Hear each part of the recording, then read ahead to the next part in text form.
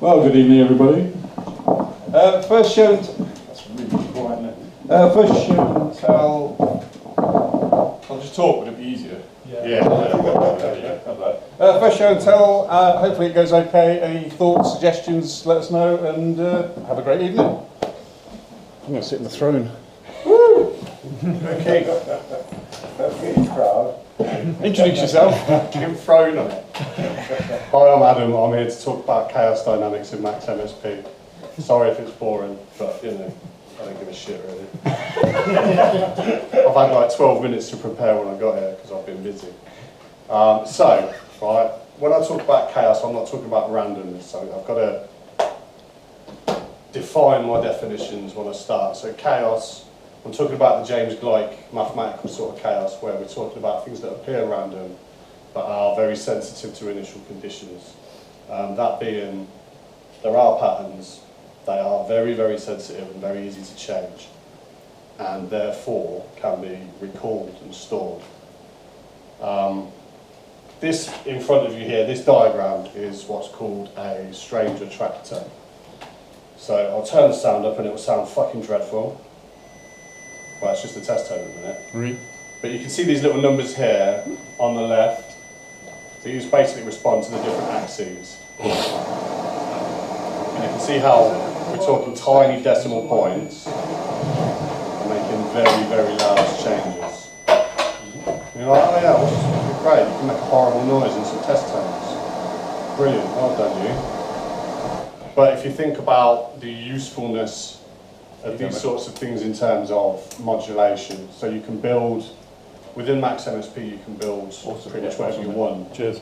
And instead of using sample and hold, random generators and things like that, you can impose chaotic patterns onto things for modulation. So instead of, say, sometimes a lot of people like to put a bit of sample and hold on decay envelopes of like hi-hats or something to make it sound a bit swishy. Instead of doing that, you can use a chaotic signal instead, which to my mind makes it sound a lot more sort of natural and real. Or you can just make a really fucking horrible noise with it and pretend to be Merzbow. I've just broken it now because I went into minuses. So that doesn't work anymore. What software are you using? Max MSP, cool. Which is on sale until midnight tonight. You can get it for less than 300 quid. Cheaper than a Eurorack module. And what I'm about to show you means you can sound like you've got a whole load of Eurorack for 300 quid. So this is what I call the bungler. And anyone that's sort of familiar with Rob Hordyke, rest his soul, and his Rungler and Blippy Box and Benjamin, it's a circuit that is essentially a shift register with two inputs from two oscillators, a square and a triangle wave. One oscillator affects the frequency of the Rungler circuit and the other oscillator affects the frequency of the other oscillator. So it's basically feedback cross modulation and a filter as well. So you throw a filter in it and everything's kind of modulating everything else. So you get these lovely sort of squidgy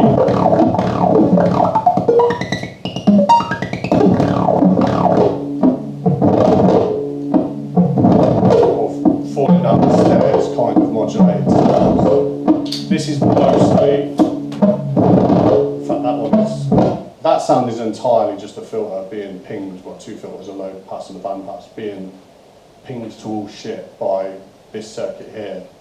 And when you make changes,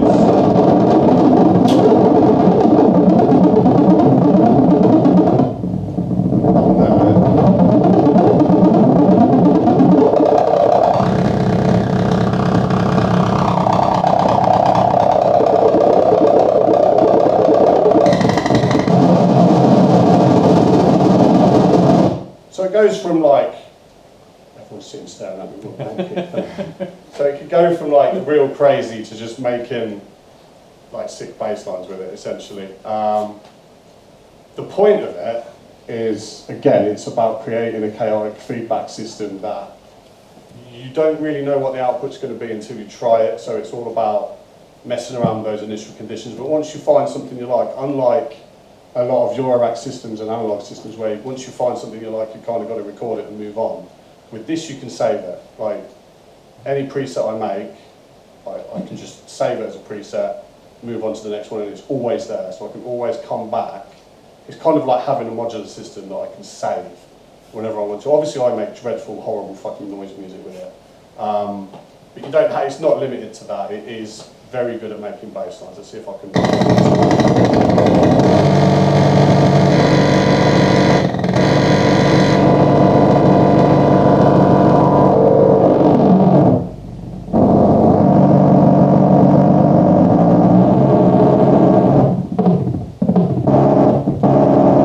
Or fart noises, you know, all of it.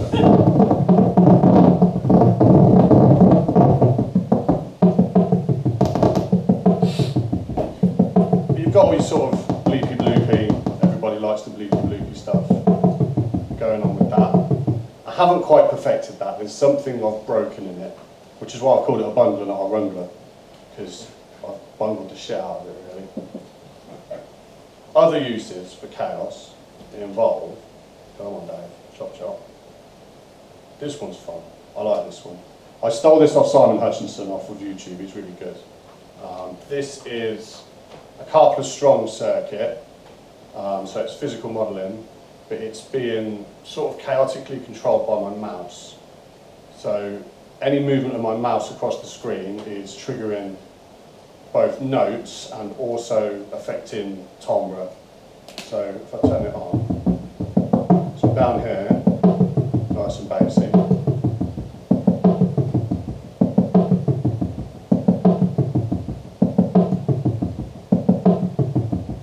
Oh, hang on a minute, I've broken something.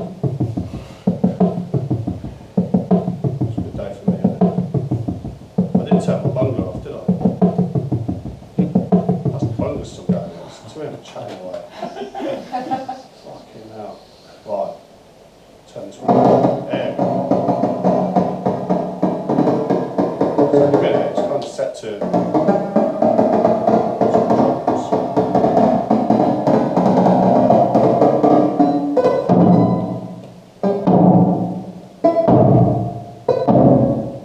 You see the little mouse?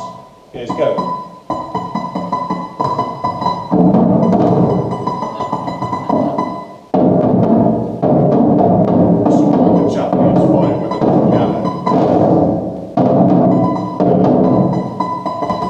Mess about with it in such a way. I've locked it. Good.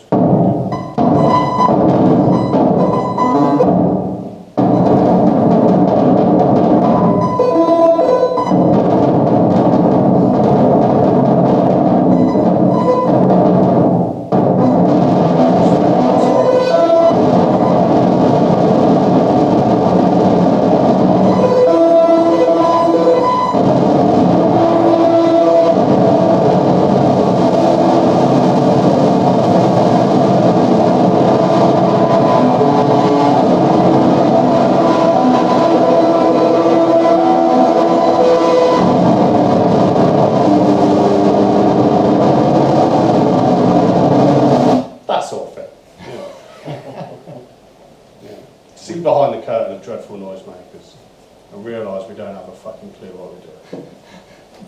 Really.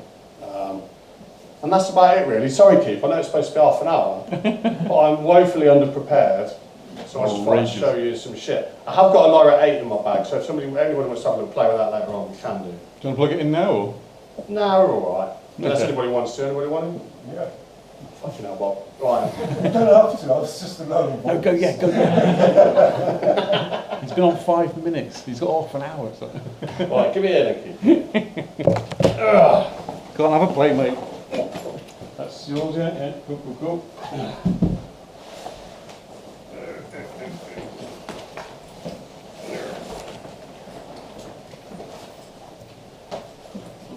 Nice colour. That's nice. That's it. We've got power keys. Behind you, Some mate. there. Got some. Yeah, I've got some down here, you're alright. So this, for anyone that doesn't know, is a Lyra 8. What this is 8 tone generators. They're like old So you know the old-fashioned organs where every key was its own note, essentially. There was an oscillator behind every key on the old tone wheel organs or whatever they're called.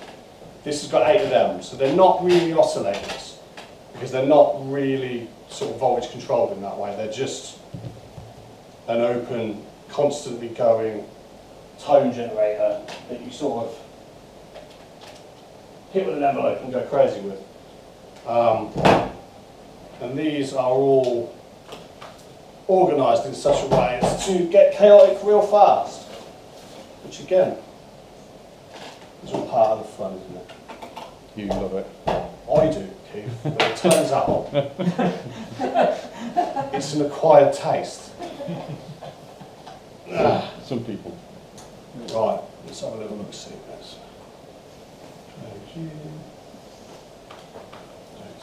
Don't say it. Hey, Remy. That's my dog. He's the reason that I haven't prepared at all for this. Little shit. We bought a new rug. Every time we buy a new rug, he decides he's going to shit and vomit all over it for a week. Dirty protest. I think it is. Sounds like toddlers. Yeah, it does, doesn't it? Mine ain't quite toddlers anymore, but they're in that ballpark. Right. Let's open.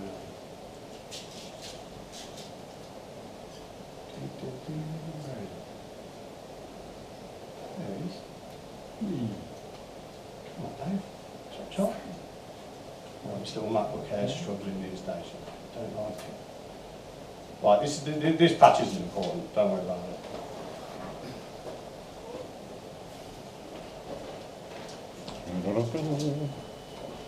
We have noise. There we go. So, that'll stop me.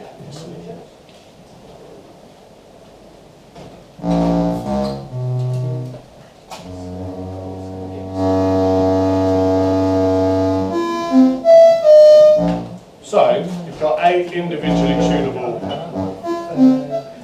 oscillators. Call them, they're not oscillators, but we'll call them that because, you know, they are, aren't they? And this is how they all sound without any modulation at all. Just they're all open, they're all on saw wave. You can take it from sort of saw wave down to triangle. Which sort of acts like a filter. Some people think this is a filter, but it's more of a wave shaper really. That's the same sort of effect. It takes it from a sharp to a less sharp sound.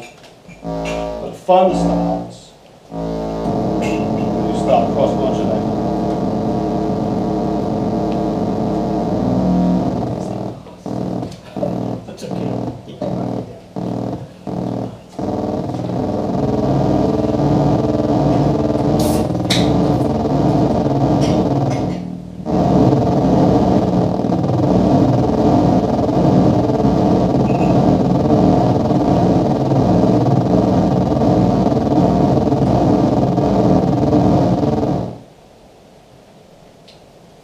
And then you've got a delay on it as well. It's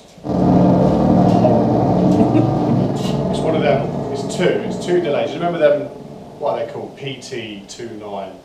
Cheap, shitty little delays that used to be in everything. They're in that little monotron delay as well. There's 2 of them, and they're deliberately shit because they sound really good. They're horrible. They drive really, really, really nasty. And obviously that modulates itself as well.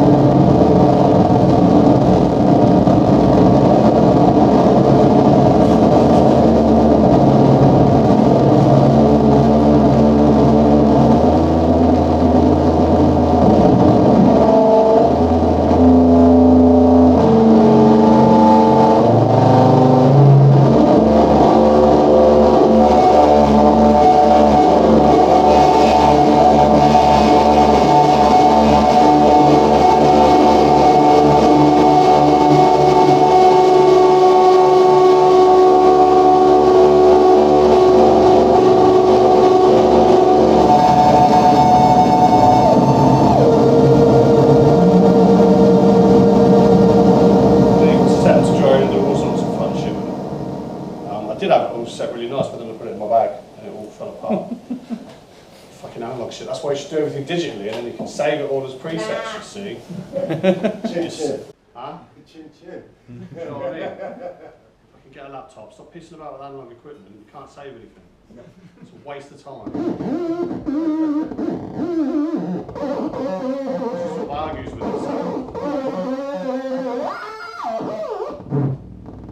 Just sort of get into a little argument with itself for a minute. And then it forgets. But again, this works on the same principle that it all sounds like shitty random nonsense. Well, I guess it is.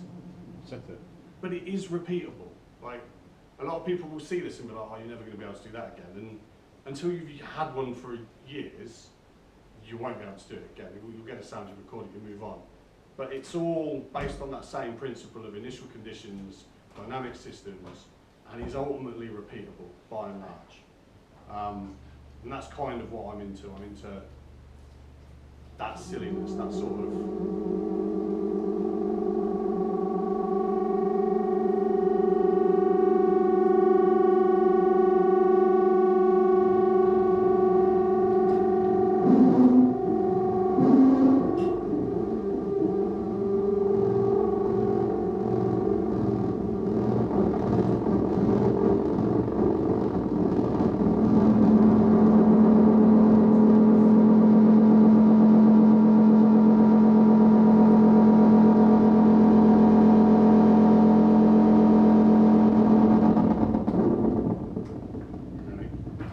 Any questions? Didn't think so.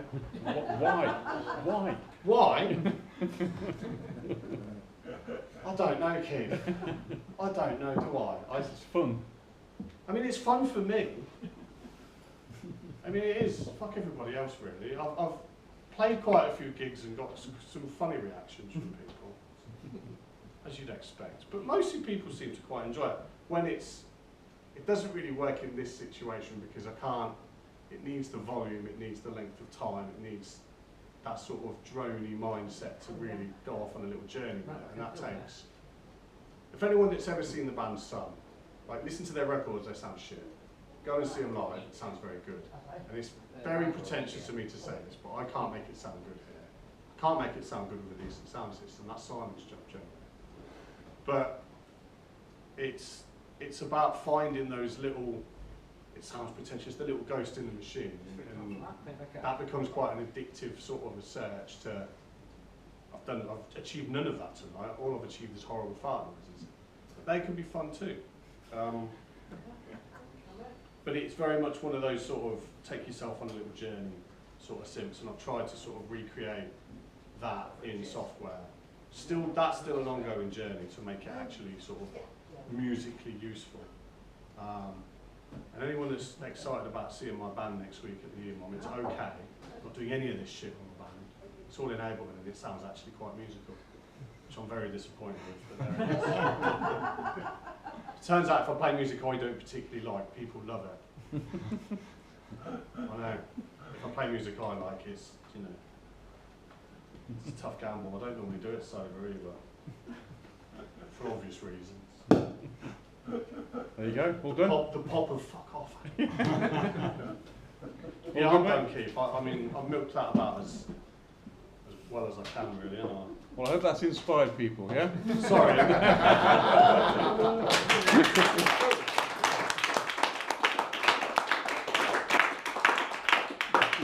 Is there any kids in the room? Just... Don't worry, it's 15, we're okay. This is a lesson in preparing for things. Yeah. If you don't prepare, this happens. But we all have a good laugh, don't we? We all have a good laugh.